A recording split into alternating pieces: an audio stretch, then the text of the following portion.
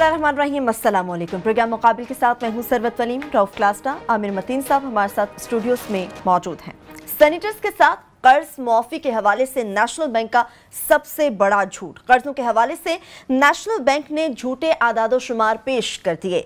माले मुफ्त दिले बेरहम, ये भी इंकिशाफ किया गया नेशनल बैंक की जानिब से कि 55 अरब का कर्ज डूब चुका है। इसके साथ साथ आपको ये भी बताएंगे कि नैब के साबिक मुलजिम और पाकिस्तान में LPG के किंग माने जाने वाले इकबाल ज़ैद अहमद, उनको रातों रात 100 अरब का एक नया ठेका मिल चुका है। ये ठेका नैब के साबिक मुलजिम को कब और किस तरह से दिया गया है, इसके बारे में तफसीलात आपके साथ शेयर करेंगे। और प्रोग्राम के आखिरी हिस्से में अक़वाम मुत्तहिदा के पाकिस्तान के मियार तालीम के बारे में चौंका देने वाली रिपोर्ट को भी शामिल करेंगे, जिसमें इंकिशाफ किया गया है कि पाकिस्तान का मौजूदा निज़ाम तालीम जदीद दुनिया से पीछे है। पाकिस्तानी हुक्मरानों की बात करें तो मेट्रो, सड़कें, पुल बनाकर हमें 21वीं सदी में ले जाने के दावे तो बहुत करते हैं, मगर दुनिया समझती है कि पाकिस्तान मियार तालीम में उनसे 60 साल पीछे हैं। क्लास साहब, सबसे पहले कर्ज माफी के हवाले से शुरू करेंगे।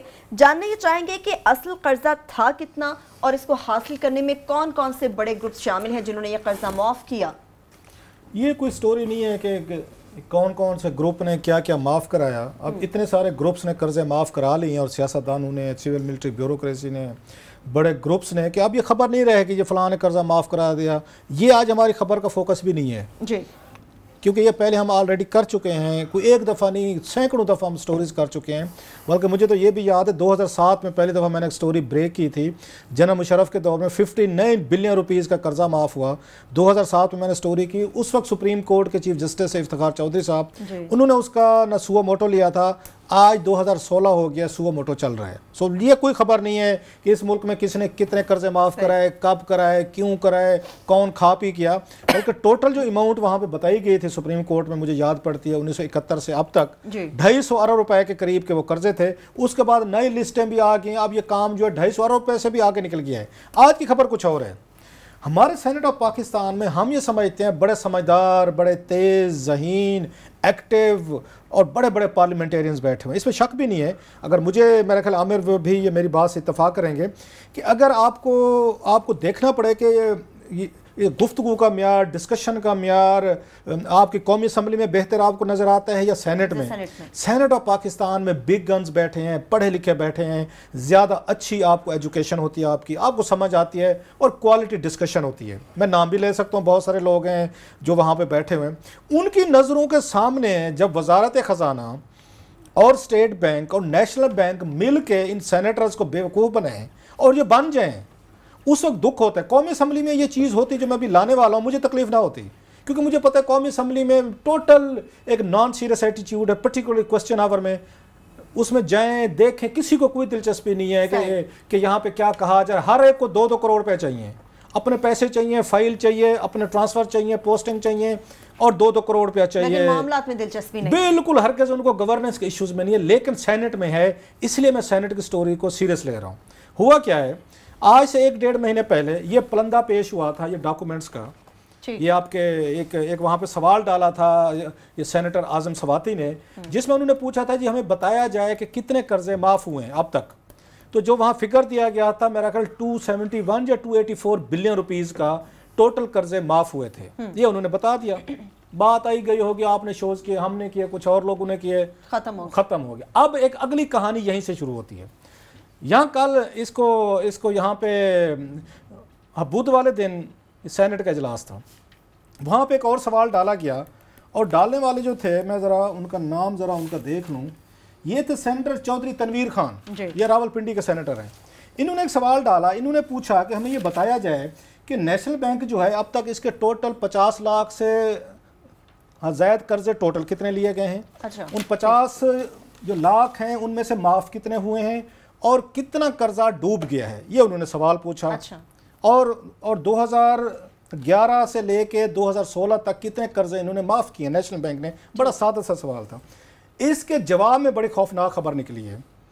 एक तो उन्होंने ये फरमाया है कि टोटल 5 सालों में या 6 सालों में 2011 से लेके 2016 तक नेशनल बैंक ने 360 बिलियन रुपीज़ के कर्जे जारी किए, जो 50 लाख से ज़्यादा थे। मतलब एक बंदे के 50 लाख तो टोटल जो है 360 5 सालों में, फेयर एनफ। उसके बाद वो ये बताते हैं कि 271 जो अरब के कर्जे जो हैं वो आपके चल रहे हैं, मतलब लोग पे कर रहे हैं, कुछ आ रही हैं किस्तें वगैरह।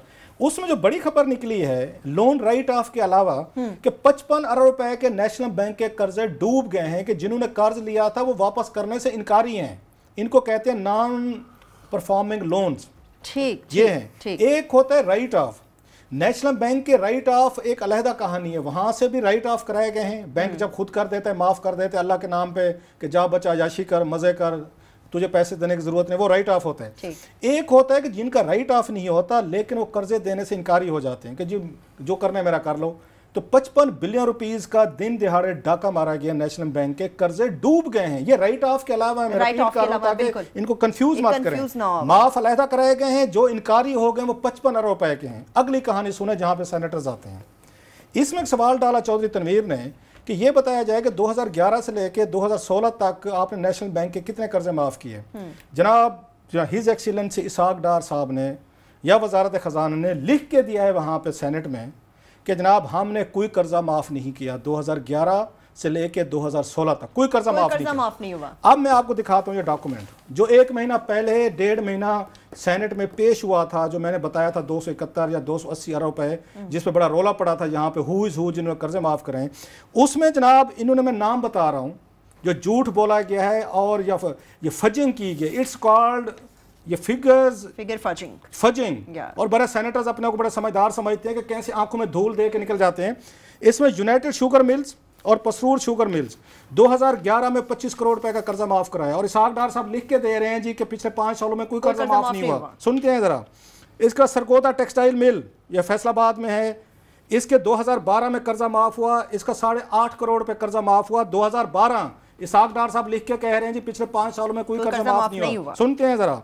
इसके बाद यहाँ पे आती है एक साइलटेक्स स्पिनिंग मिल, ये आपके डिस्ट्रिक्ट कसूर में है। इन्होंने जनाब कोई 11 करोड़ रुपए का कर्जा माफ करवाया 2014 में। इसहाक डार साहब लिख के दे रहे हैं सेनेटर्स को कि मैंने कोई कर्जा माफ नहीं कराया, यहाँ पे नहीं हुआ नेशनल बैंक से। इसके बाद आगे चलें, ये फतेह अप्रैल टेक्सटाइल आपकी मिल्स है, इनका 7 करोड़ रुपए का कर्जा माफ हुआ है 2014 में। मैं आपको ये बताता हूँ, ये बहुत बड़ा क्राइम समझा जाता है पार्लियामेंट्री उसमें तारीख में कि आप सेनेटर्स हूँ, कौमी असम्बली के मेंबरान हूँ, उनके सामने गलत बयानी करना पार्लियामेंट की तौहीन होती है, उनके सामने गलत फैक्ट्स रखना तौहीन होती है। आज पिछले दिन इमरान खान ने तकरीर की पार्लियामेंट में, हमने भी सुनी बाकायदा। ये ब्राज़ीलियन मेरा ख्याल है पार्लियामेंट की, ये पार्लियामेंट ने बाकायदा इम्पीचमेंट किए, इस्तीफा देना पड़ गया है उसके सदर पे कि उन्होंने बजट के हवाले से पार्लियामेंट को झूठ बोला था, गलत इदाद-ओ-शुमार देने पे आपको इस्तीफा देना पड़ गया, डिसमिस होना पड़ गया, इम्पीचमेंट होनी पड़ गई है। मैं पूछता हूँ सईद गनी साहब से, बड़े माशाल्लाह समझदार हैं जनाब। चौधरी एतजाज अहसन साहब किसी से पकड़ा ही नहीं देते, फरोतुल्लाह बाबर साहब जैसे वहाँ लोग बैठे हैं, ताज हैदर साहब बैठे हैं, और बड़े बड़े नाम है, आमिर मतीन, उसमें शहरी रहमान साहब बैठी हैं, इनकी दोस्त हैं। मैं उनसे पूछना चाहता हूँ, आपकी ये मेमोरी का लेवल है, 1 महीने पहले आपके सामने दस्तावेजात पेश होती हैं जिसमें वो बताते हैं कि नेशनल बैंक ने कौन कौन से कर्जे पिछले 5 सालों में 10 सालों में माफ किए हैं। आपके बाद 1 महीने बाद आप इसहाक डार साहब लिख के दे रहे हैं कि हमने कोई कर्जा माफ नहीं किया। कोई पढ़ने वाला नहीं है, कोई पूछने वाला नहीं है, ये प्रिविलेज की ब्रीच हुई है। तो सेनेटर से मैं पूछना चाहता हूँ, ये क्या मजाक हो रहा है? मतलब ये आप इन डॉक्यूमेंट्स को नहीं पढ़ते, आप कागज नहीं पढ़ते, आप तनख्वाहें हैं, पैक्स हैं, प्रिविलेजेस हैं, अपनी तनख्वाहें और दीगर मरातब, काम ये है, तो क्या कहेंगे आमिर साहब आप? मैं क्या कह सकता हूँ, हमने क्योंकि पार्लिमानी रिपोर्टिंग की है बड़ा अरसा, तो ये वाकई इस तरह कह रहे हैं कि पार्लियामान में जो चीज़ें पेश की जाती हैं ना, वो एक उसकी सेंक्टिटी होती है, और वहाँ पे सूली तौर पे काम जाता है आदमी कि जनाब यहाँ गलती, क्योंकि वाकई जिस तरह इन्होंने जिक्र किया कि वो ब्राज़ील में सदर की हुकूमत गवर्नमेंट मतलब चली गई, उनकी सदारत से इस्तीफ़ा देना पड़ गया, ये बहुत बड़ा क्राइम समझा जाता है और ये मजाक ही बन गया है। पाकिस्तान में ये एक रिवाज बन गया। अब देखें अमेरिका, चाइना क्या, जहाँ जहाँ डेमोक्रेसी है सिविलाइज्ड वर्ल्ड में, वहाँ पे इस चीज़ पे तजिए पे तशरीह में तो बहस होती है। ये लड़ाई नहीं होती कि फिगर्स गलत हैं या ये नीचे झूठ बोला गया है। जिस तरह हमारे यहाँ ग्रोथ रेट का ही अब वो नहीं है, वो कहते हैं 4.7 है, हफीज़ बाजा साहब कहते हैं ना भी ये 3.1 है। वो भी उतना ही मोतबर आदमी है। बाकी सारे फिगर्स के ऊपर भी लड़ाई रहती है कि कर्ज़ों के फिगर्स अक्सर हम यहाँ पे कई दफ़ा स्टोरी कर चुके हैं कि ये वहाँ पे कुछ पेश करते हैं। क्या वहाँ जो वो ख़जाना वज़ारत ख़जाना में जो लोग बैठे हुए हैं वो इस चीज़ को चालाकी समझते हैं कि जनाब इसकी डेफिनेशन चेंज कर देंगे, यूँ कर देंगे, वो कर देंगे, तो वो जो है वो पकड़ाई नहीं दिएंगे कि अगर चले जाएँ आप तो कहेंगे वो नहीं आप समझते, ये नेट और ग्रॉस का फ़र्क है, ये वो करंट अकाउंट है, फलाना है, उन्होंने कैटेगरीज बनाई होती हैं, आप उनसे नहीं लड़ सकते। जनाब जाने दें, अमेरिका में, यूरोप में जब बड़ा मजा आता है, ये सदारती इलेक्शन हो रहे हैं, बहस हो रही है किसने क्या परफॉर्म किया, ये नहीं वो चैलेंज करते एक दूसरे के कि आपके फिगर्स गलत है, फिगर्स सबके एक हैं और वो कंसेंसस होता है। जहां जब वहीं झूठ बोला जा रहा है सबसे बड़े उसमें, तो उसमें आदमी क्या बात करे। इस पर मेहरबानी फरमाए, पीपल्स पार्टी बुक मुका से निकले एक प्रिविलेज मोशन जो है वजारत खजाना और नेशनल बैंक के खिलाफ मूव करे कि आपने सेनेटर्स को बेवकूफ़ बनाया है और लिख के बनाया है। और मैं दाद देता हूं अपने सेनेटर्स को, अल्लाह के फजल से मैं समझता था ये पढ़े लिखे लोग हैं जो लेकिन हैं, लेकिन वो पढ़ते नहीं है ना। अगर पढ़ते हैं तो फिर उनके पास गौर करने का टाइम एक छोटी सी ब्रेक लेते हैं, ब्रेक से वापस आएंगे, इस पर तो बात करेंगे। इसके साथ साथ नैब के साबिक मुल्जिम और पाकिस्तान के एलपीजी के किंग माने जाने वाले की भी बात करेंगे कि किस तरह से रातों रात एक बहुत बड़ा ठेका उनको दिया गया। हमारे साथ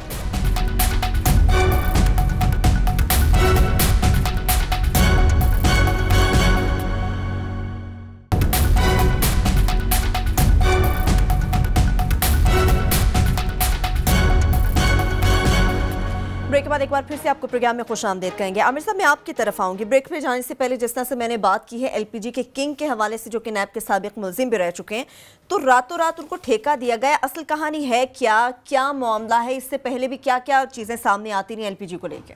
मुझे थोड़ी सी शर्म आ रही है कि ये ईद का मौका है और ये हम क्या दादो शुमार लेके बैठे हुए हैं लोग इस वक्त जो है ना बकरे खरीद रहे हैं और महंगे हैं, वो लोगों के लिए वो। मगर मैं ये कहता हूँ कि ये जो बकरे महंगे हैं उसका डायरेक्टली इन स्कैंडल से ताल्लुक है, वरना ये हमें पिछले 3 साल में जो हाफ ऑयल की प्राइसेस हो गई थी, ये बकरे सस्ते हो जाने चाहिए। तो ये हम कोशिश करते हैं कि हम वो सिर्फ स्टेटमेंट्स वाले पॉलिटिक्स की बजाय इशूज़ की तरफ लेके आएँ और ये मामलात जो हैं जो कि हमारे ब्यूरोक्रेट्स मुश्किल पेश करते हैं बजट में भी, उस तरह भी इसको आसान अल्फाज में लोगों को समझाएं कि लोगों का ये इंटरेस्ट होगा तो ये फिर इन पे कंट्रोल आएगा।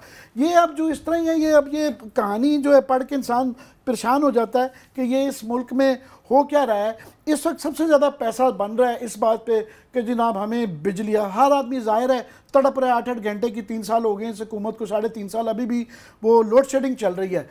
आते सारे इन्होंने वो सबको पता है कि 480 बिलियन रुपया इस नाम पे दे दिया कि ओहो क्योंकि इससे बिजली का मसला हल हो जाएगा। उसमें कोई प्रोसीजर फॉलो नहीं किया गया, कुछ नहीं। जिसको जो नवाजना था 480 अरब रुपया आपकी हमारी जेबों से उनको दे दिया गया इस उसमें कि लोग उन्हें चुप कर जाएंगे कि यार वो शायद इससे बिजली हल हो जाए। 3.5 साल से बिजली नहीं हल हो रही। फिर उस बिजली को कि जी 5.5 साल में मुकम्मल करनी है, 2018 से पहले प्रोजेक्ट करने हैं। अब ये इस प्रेशर को बना के माल बनाया जा रहा है, बिजली के नाम पे जो पैसा बनाया जा रहा है, पता नहीं बिजली ये मिलनी या नहीं मिलनी, लोगों की जिंदगी वैसी है। 321 अरब रुपए का नया भी बिल तैयार है। कर गए हैं कि वो 480 अरब रुपया दिया था, 321 का अरब रुपए का और बिल तैयार हो गया। इसी उसमें अर्जेंसी डाल के ओहो बिजली का मसला जल्दी हल करो। तो ये एक और डाके हम काफ़ी प्रोग्राम कर चुके हुए हैं कि जनाब ये एंग्रो को जो टर्मिनल दिया गया था LNG का हुसैन दाऊद साहब को, वो बहुत बड़ा फेवर किया गया था। उसके अंदर प्रॉफिटेबिलिटी, मुनाफाखोरी इतनी ज़्यादा थी कि 1 साल में जितने उन्होंने पैसे लगाए थे 1 साल में पूरे हो गए और आगे 10-15 साल तक नफ़ा ही नफ़ा है। दूसरा से जो पैसे पेमेंट कर मैं इस तरफ आ रहा हूँ कि उसके बाद जो है ये एक ऑब्जेक्शन थी कि जनाब वहाँ पे वो उसी जहाज़ में आता है, पोर्ट कासिम वाले तड़पते हैं कि जनाब हमारा वो टर्मिनल बंद हो जाता है, वो भी नहीं है।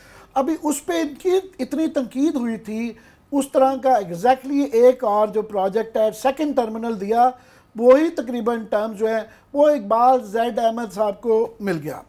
अब इस पे साहब बड़ी रोशनी डाल चुके हुए हैं, आप भी डाल चुकी हैं कि इकबाल जैद अहमद साहब वो हैं कॉमन डिनोमिनेटर पूछे हैं पिछले 30 साल में या 25 साल में कि जो तमाम हुकूमतों के अंदर जो सुरखरू है, जिनका काम चलता रहा, जिनकी जेब में सेनेटर्स भी हैं, MNA भी हैं, साफ़ी भी हैं, आधा पाकिस्तान है, वो उनका नाम इकबाल ज़ैद अहमद साहब आ जाता है। सारी हुकूमतों में वो रहता है, मुशर्रफ के भी वो क्लोज रहे, उसके बाद बेनज़ीर के दौर में क्लोज रहे, जरदारी साहब के क्लोज रहे, अभी ये नवाज शरीफ साहब की हुकूमत कहने को जनाब हमें मेरा ख्याल था कि शायद हालात बदलें, ये टर्मिनल सेकंड उनको मिल गया है।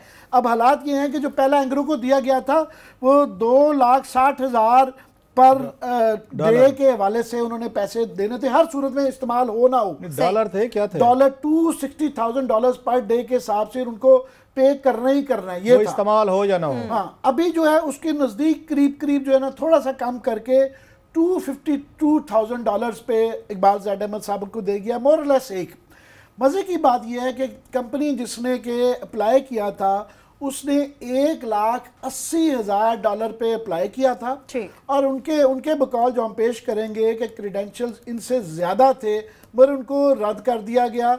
और ये फ़र्क जो है इतना है कि ये 3 साल में आप समझ ले 50 अरब रुपए, $60,000 डेली का फर्क है। डेली का जो काम दे रहे थे उनको नहीं दिया, आधा था, और ये तकरीबन 50 अरब रुपए का 3 साल में फर्क पड़ जाता है, जो आपने और हमने और ये बकरे खरीदने वालों ने बिलों के अंदर देना है।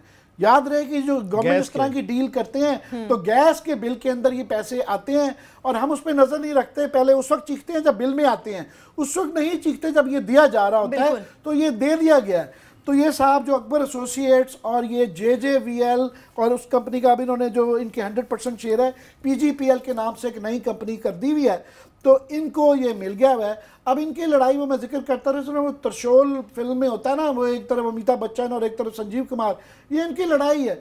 ये तीसरी दफ़ा हुआ है कि इन्होंने संजीव कुमार को जितवा दिया, जो कि इसमें इकबाल ज़ैद अहमद साहब है।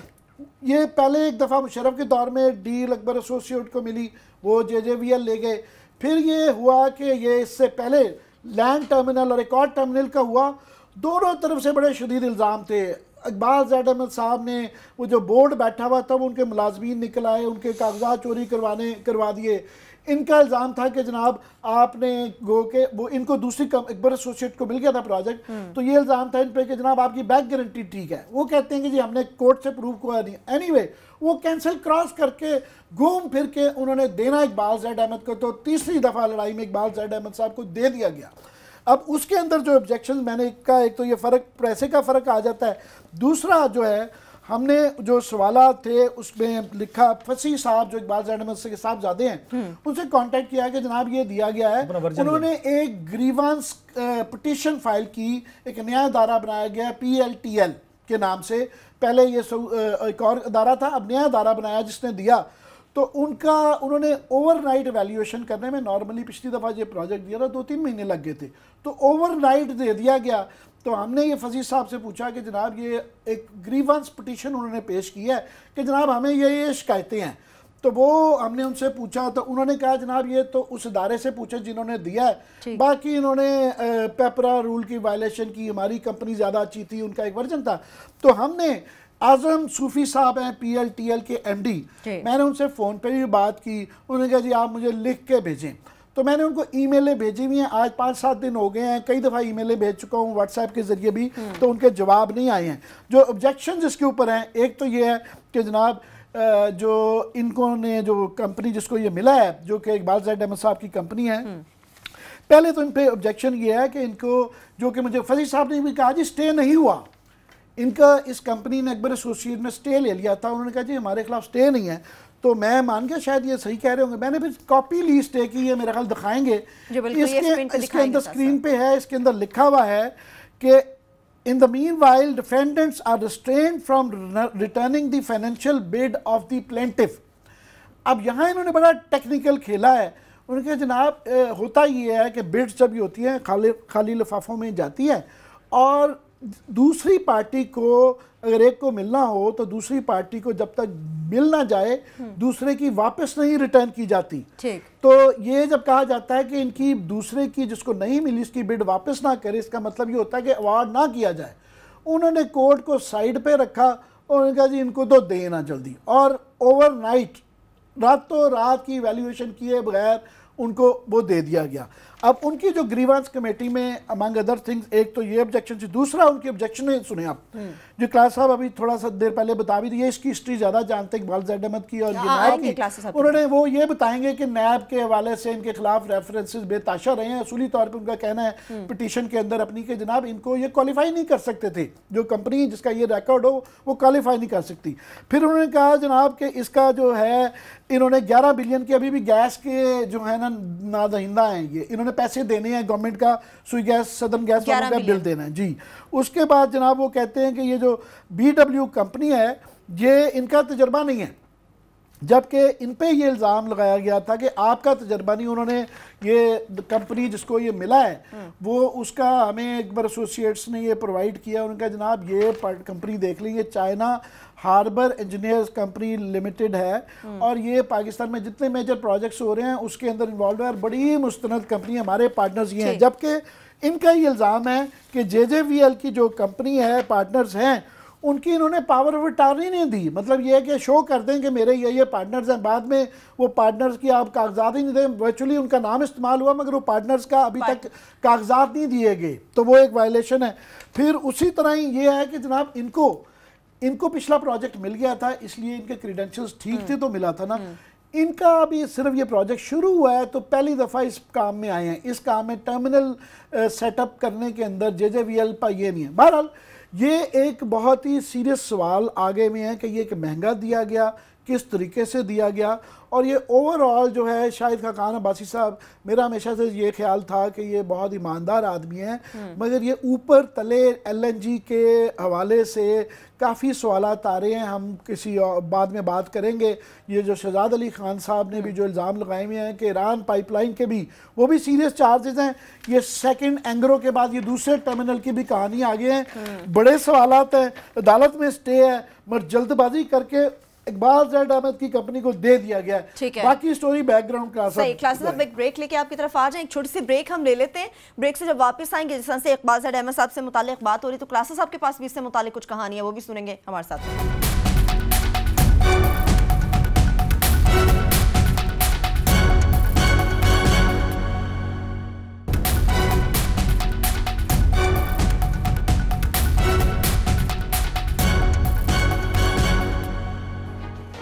ब्रेक के बाद आपको प्रोग्राम में खुशामदीद कहेंगे। क्लासेस अब ब्रेक पर जाने से पहले LNG से मुतालिक बात हो रही थी। टेक्निकल स्टाइल तो उन्होंने बता दिया, अवामी स्टाइल थोड़ा आप बता दें, और इकबाल ज़ैद अहमद साहब से मुतालिक ज़रा उनका माजी भी हमारे सामने रख दें, कुछ कहानी हमें भी सुनाएं। वो किसी दौर में एक जुमला मशहूर हो गया था कुदरतुल्लाह शहाब के बारे में कि जहाँ इनकलाब होता है वहाँ शहाब होता है। वो उनके जना अयूब के उनके वो थे इंफॉर्मेशन सेक्रेटरी थे, उन पे ये इल्ज़ाम लगता था और बाकायदा मशहूर थे उनकी, मेरा ख्याल है जो उनकी बुक है शहाबनामा में उन्होंने खुद ये अपने प्रेफेस में जिक्र किया है कि मुझे बढ़ा चढ़ा के बयान किया गया है कि लोग ये समझते थे दानिश्वर, जर्नलिस्ट, कॉलम निगार, पॉलिटिशियंस, मिलिट्री के जहाँ पे भी इनकलाब होता है वहाँ पे शहाब होता है। अल्लाह के फजल से इस मुल्क में 2 लोग ऐसे हैं जहाँ स्कैंडल होता है वो जरूर होता है, जहाँ उबाल होता है वहीं इकबाल होता है। ये अल्लाह आपकी आवाज़ मक्के और मदीने।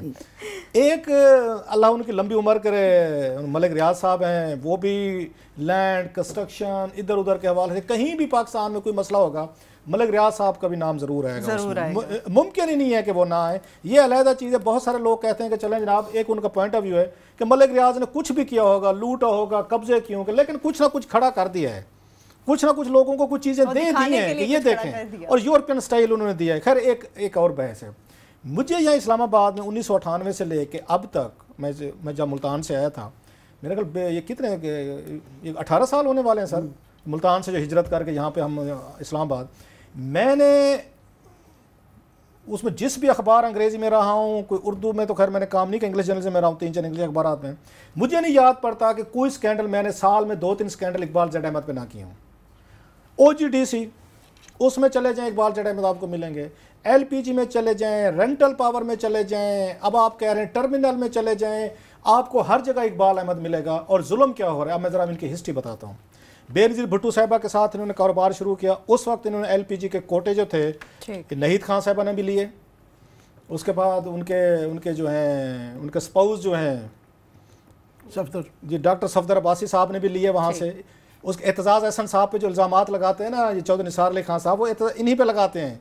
इनका निक नेम जो एतजाज़ साहब कहते हैं, बाला उन्होंने रखा, दोस्त है ना, बाला कहते हैं। इनका जहाज़ जो है वो भी एतजाज़ साहब जो है वो भी इस्तेमाल होते हैं। मुझे याद है गिलानी साहब के बेटे की शादी होनी थी, मार्च 2008 में, वज़ीर आज़म बने हुए 2-3 दिन हुए थे, तो इसी इनके यार बाली का जहाज़ जो है ना तमाम वजीरों को उठा के लाहौर ले गया था। टैक्स बता रहा हूँ कि कितने पावरफुल आदमी है। जंगीर बदड़, मैं उनका भी इसमें वो अगरचे वो नहा करते हैं, मुकर जाते हैं कि मेरा कोई तल्लुक नहीं है, तो वजीर थे पेट्रोलियम। बहरहाल वो इसमें अब उनके भाई जो हैं उनका नाम आता है कि वो कारोबारी ने इनकी शिरकत उनके साथ है। खैर वहाँ से शुरू किया इन्होंने। जनरल मुशर्रफ के दौर में क्या हुआ, मैं यहाँ से शुरू करता हूँ, बाकी तो छोड़ देना कि नहीद खान उनके पार्टनर हैं, डॉक्टर सफदर अब्बासी है, एतजाज़ अहसन है, या इनके बकौल जो ठीक कह रहे हैं इनका जहांगीर बदर साहब का भाई है वहाँ पे बेसिकली, जंगीर बदर। अच्छा सर, इन्होंने क्या किया, असल जो राइज मिला इनको, अब जनरल मुशर्रफ साहब ने जब नैब बनाया और नैब ने जिन चंद लोगों को उठाया था पहले दिनों में ऑन करप्शन चार्जेस, उनमें इकबाल जैद अहमद साहब भी एक थे। ये भी खाना सरवर रोड वगैरह में वहाँ पे रहे थे। इकबाल जैद अहमद में ये थी कि आपने LPG की कार्टेल बनाई थी, कार्टेल बना के आपने पाकिस्तान के लोगों को लूटा है, जो आपने यहाँ लूट मार की है। ये 6 महीने नैब की कैद में रहे। इन्होंने 29 करोड़ रुपए की प्ली बारगेन की थी। मेरे पास डॉक्यूमेंट्स पड़े होंगे, ये अगर ये ना करते हैं तो हम रिकॉर्ड अपना पूरा रखते हैं। मैं इनको 15 साल पुराने डॉक्यूमेंट्स इनके दिखा सकता हूँ, ये तो भूल गए होंगे। इन्होंने डील की 12 करोड़ रुपए 13 करोड़ रुपए की इन्होंने पेमेंट की। कर्नल बारी साहब थे एक जनरल मुशर्रफ के बड़े दोस्त लाहौर में, इन्होंने उनकी सिफारिश ढूंढी लाहौर से, उनकी सिफारिश ढूंढ के जनरल मुशर्रफ के दरबार में पहुंच गए। वहाँ पे इन्होंने प्ली बार्गेन करने के बाद आधे पैसे जमा कराए, आधे पैसे आज तक नहीं दिए वहाँ पे। तो प्ली बार्गेन करने के बाद तो वो कन्विक्टेड हो जाते हैं, वो तो किसी उसमें कारोबार बाइज़त फिर आपने तो टेक्निकल इशू भाई, मैं आवाम को अवामी अंदाज में समझाता हूँ कि इस मुल्क में डाके पड़ते कैसे। पावरफुल लोग जो हैं, मिलिट्री की हुकूमत हो, सियासी हुकूमत हो, ये डाके मारने से बाज नहीं आते। तो शुरुआत कर रहा हूँ मैं अभी आपको। उसके बाद जनाब जिस नैब के इन्होंने सेक्शन ने ब्रिगेडियर वहाँ पे हेड करते थे, उन्होंने इनसे कोटे लिए LPG के, जो मुलजिम था पार्टनर बन गया। नैब के 2 साबिक चेयरमैन, उन्होंने अपने अपने इधर भांजे भतीजों, अपनी मिसेस बहन भाइयों के नाम पे उन्होंने अपने साबिका मुलजिम से कोटे लिए। उन्होंने कहा जनाब ये तो गोल्ड माइन खुल गई है। जिसको खरीदना था इकबाल जैद अहमद साहब ने उनको जनाब पेश किया, कोटा लें जनाब, हर महीने बैठ के 10 लाख रुपया समथिंग जो है आप बैठ के घर कमाएं। अब ये पैसे किसको बुरे लगते थे, तो बड़े बड़े नाम है उसमें, फौजियों के नाम भी हैं उसमें, चेयरमैनों का भी नाम है। मुलजिम था वो उनका नैब का पार्टनर बन गया। ये कहानी है सारी मुख्तसर सी। खैर वहां से चले, देन वो कहते स्काई वाज द लिमिट। इन मसूफ पे मैंने स्कैंडल किया पहली दफा OGDC का। उस वक्त शहीन सबाई साहब हमारे एडिटर थे, मैं गवाह जानबूझ के पूछ रहा हूँ। जब मैंने 2-4 ऊपर तले स्कैंडल फाइल किए, ये उस वक्त तक पीपल्स पार्टी की हुकूमत आ चुकी थी। इससे पहले हाँ मैं भूल ना जाऊँ कि ये आपकी मिनिस्ट्री ऑफ पेट्रोलियम जो है, इसके जितने फैसले थे वाटर एंड पावर के, जनरल मुशर्रफ का जो वहाँ पे वो कैंप ऑफिस था, हर मीटिंग में ये बैठते थे इकबाल जैद अहमद। और इनको इवन जनरल मुशर्रफ ने अपने हाथ से लिख के तो नहीं, हुक्म दिया हुआ है वर्बल के पावर प्रोजेक्ट से कसूर के नजदीक कोई वाप डाके इनके हैंडओवर कर दें। ये इतने मुशर्रफ के करीब हो गए जो नैब के मुलजिम थे, जिनके साथ नैब ने प्ली बार्गेन की थी, और आज तक इन्होंने 12-14 करोड़ रुपए नैब को वापस नहीं किया। खैर वहां से क्या हुआ, इन्होंने सारे फैसले करते थे, इनकी मर्जी के मुताबिक डील्स होती थी, चलती रही। पीपल्स पार्टी आ गई, पीपल्स पार्टी दौर में काम शुरू हुआ। Doctor Asim Hussain one and only, उन्होंने इनके साथ मिलकर मार धाड़ शुरू कर दी। क्या है जी, अब आपके साथ काम करते हैं। चोरी का केस जो पकड़े अब आ रहे हैं उसी पे हम करते रहे, उसी पे आ रहे हैं। ओकरा का बड़ा मशहूर जमाना 84 अरब रुपए का उसके साथ आया था, वो ना तुकीर सादिक के साथ। तुकीर सादिक पे इल्ज़ाम क्या था डॉक्टर आसिम पे कि इन्होंने JGVL को गैर कानूनी तौर पे इन्होंने वहाँ पे LPG और गैस के इन्होंने चीज़ें दी हैं वहाँ पे। अच्छा। और जो नुकसान पहुँचाया ख़जाने को, वो 84 अरब रुपया उन्होंने जाके कैलकुलेट किया था। और एक रेफरेंस बना था, जब ये फसी बुखारी साहब थे उसके चेयरमैन थे, वो वकास जो IO था उसने रेफरेंस बनाया। उसमें मुलजिम कौन कौन थे, इकबाल जैद अहमद था, डॉक्टर आसिम हुसैन था, उस तुकीर सादिक था और दीगर थे। जब ये मौजूदा चेयरमैन साहब है जिन पर इल्जामात लगते हैं बड़े संगीन किस्म के, इन्होंने एक नई इंक्वायरी करवाई और 5 साल बाद बंदे भेजे गए कि JGVL में जाएं, वहां देखें चोरी हो रही है, और वापस है उन्होंने कोई चोरी नहीं हो रही। जरा अंदाजा, और क्योंकि चोरी नहीं हो रही, लिहाजा डॉक्टर आसिम भी बेगुनाह हो गए, उनका और इकबाल जैद अहमद का नाम निकाल दिया गया रेफरेंस में से। अब दोबारा जब उन्होंने रेंजर्स ने उठाया ये नैब को, तो उसने बताया है कि हमने क्या क्या डाके मारे, उसने डॉक्टर आसिम ने अब दोबारा एक नया रेफरेंस बना दिया है मौजूदा चेयरमैन नैब ने। अब वही रेफरेंस में यही इल्जामात इस इकबाल जैद अहमद पे भी आ गए हैं, डॉक्टर आसिम हुसैन पे भी आ गए हैं। लूट मार का तरीका बता रहा हूँ। इससे पहले चलें ज़रा, ये आपको याद है पावर के यहाँ पे स्कैंडल आए थे, रेंटल पावर प्रोजेक्ट। जी बिल्कुल। वो जो स्कैंडल आए थे 180 अरब रुपए की एडवांस पेमेंट्स हुई थी गिलानी साहब और राजा परवेज अशरफ के दौर में, इनके भी थे ये मसूफ, उसमें इकबाल जडेमा साहब भी थे। इल्ज़ाम क्या था, एक जगह से भी एडवांस ले ली इन्होंने, एक मशीनरी थी उसको उठा के लड़काना शिफ्ट किया, फिर एडवांस ले लिया। एक मशीनरी पे दो दफा एडवांस ले लिया। इफ्तिखार चौधरी को कुछ भी कहें, उन्होंने नोटिस लेके इनसे पेमेंट वापस करवाई थी। ये मसूफ वहाँ सुप्रीम कोर्ट से भी होके आए हुए हैं, वहाँ पे भी इन पे यही हुआ था, इनकी वापसी करवाई थी। आगे चलें ज़रा, जो मैं शाहीन सबाई की बता रहा था। पहले ही मेरा ख्याल है कि इनको पीएचडी की डिग्री तो दे देनी चाहिए इस पे। और मैं आपकी बातें सोचते हुए सिर्फ एक जहन में आ रहा था कि पाकिस्तान का जो एनर्जी क्राइसिस है, वो अगर सिंगल पर्सन अगर कोई इस पर डाली जा सकती है कि जो आज 8 घंटे की लोड शेडिंग होती है, तो सबसे ज्यादा जुम्मेदारी 50% तो एक पार्टी पे आ जाती है। सही कह रहे हैं। मैं आपको कहूं, 3 बंदे पाकिस्तान में, 3 बंदे 4 हैं जिनको अगर पकड़ लिया जाए ना कि फाइनेंशियल क्राइम इन्होंने किए हैं सारे। एक तो मेरे दोस्त वर्दी रहमान मलिक को पकड़ लें, उनको वहाँ से बड़ा कुछ माल मिलेगा, कैसे लूटमार की गई। आसिम हुसैन को पकड़ा हुआ है, इकबाल जड अहमद को पकड़ लें, एक और बंदे भी हैं उनको भी उठा लें, आपको बड़ी बड़ी चीज़ें बता देंगे कि इस मुल्क में हमने वाइट कॉलर, हमने फाइनेंशियल क्राइम्स कैसे किए। 3-4 लोग हैं जिन्होंने हर हुकूमत में आके लोगों को, हुकूमतों को, कोर्ट्स को मैनेज किया, नैब को मैनेज किया, उन्होंने मिलिट्री हुकूमतों को मैनेज किया, ब्यूरोक्रेट्स को किया, सहाफ़ियों को किया, सबके साथ मिलकर लूटमार की। खैर एक वाक़या सुनाना चाहता हूँ। ब्रेक पे एक शाहीन सबाई के साथ मेरी और इकबाल जड अहमद की मुलाकात हुई थी, बड़ी खौफनाक उसमें वाकया है। जरा अब ब्रेक के बाद है वो वाकया सुनाना चाहता हूँ। टोटा एक सुनाना चाहता हूँ। बिल्कुल, एक टोटा तो आमिर साहब से सुनेंगे और एक वाकया क्लासा साहब हमें सुनाएंगे। ब्रेक से हम जब वापस आएंगे तो इसके साथ साथ अक़वाम मुत्तहिदा की जानिब से पाकिस्तान के मेयार तालीम पर चौंका देने वाली जो रिपोर्ट सामने आई है वो भी आपके साथ शेयर करेंगे।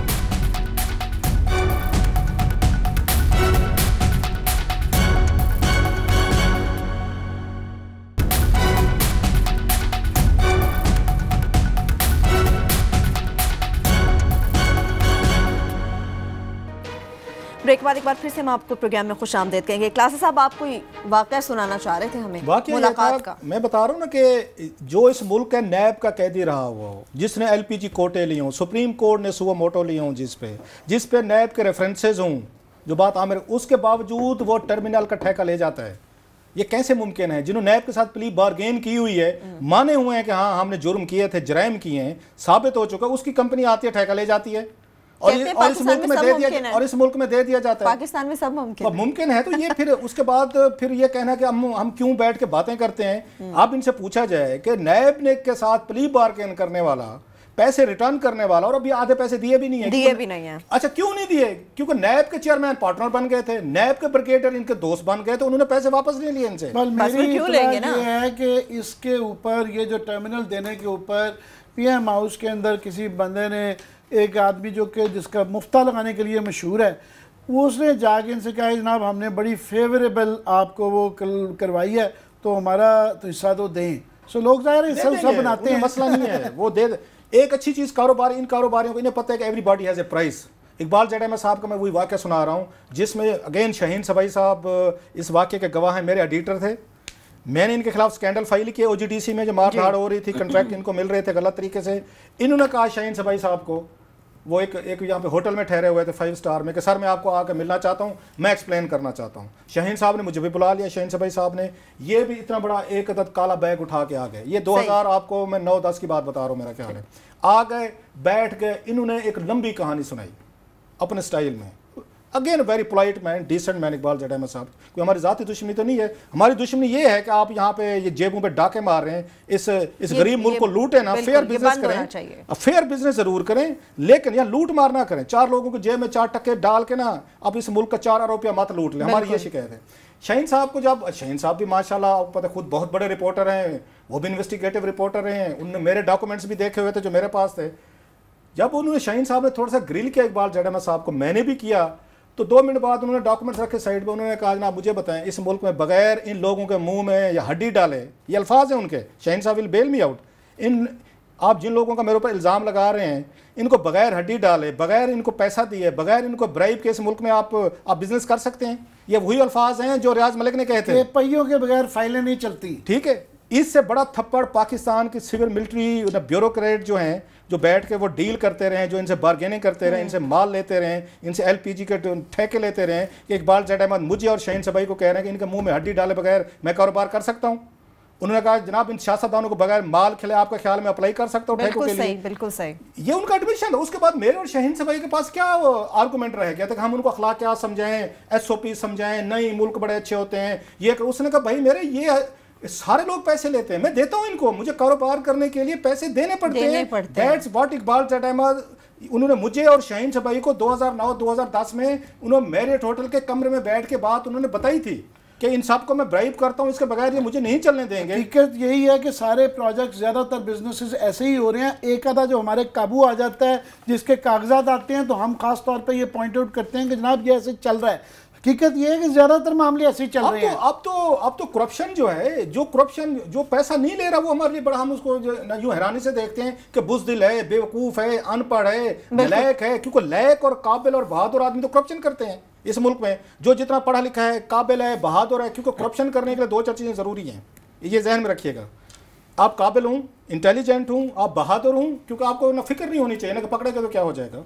मतलब वो कहते हैं ना, ये पंजाबी में बेइज्जती प्रूफ होना चाहिए, ये चीजें होनी चाहिए, तो आप उसमें करप्शन कर सकते हैं। और वही लोग करते हैं। ये चीजें आपके अंदर हो तो फिर क्या करप्शन करने की जरूरत है? मैं हैरान हो रहा हूँ। नैब का मुलजिम, नैब के साथ प्ली बार्गेन, नैब के रेफरेंसेस आज भी चल रहे हैं। इकबाल चट अहमद का नाम आज भी है, जिसमें डॉक्टर आसिम हुसैन का उसमें रेफरेंस में है, न तकीर सादिक है, जो रेंटल पावर प्रोजेक्ट में मुलजिम थे, जिन्होंने पैसे वापस करवाए सुप्रीम कोर्ट ने कि आपने गलत किया है, और ये जाके एक अमेरिका के गवर्नर को, साबिक गवर्नर को पार्टनर बनवाया।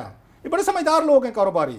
एक साबिक अमेरिकन रियासत के गवर्नर को पार्टनर बनाया, पार्टनर बना के उसके साथ एक पावर की कंपनी बनाई, उसके जरिए बिडिंग करवा के ठेके लिए।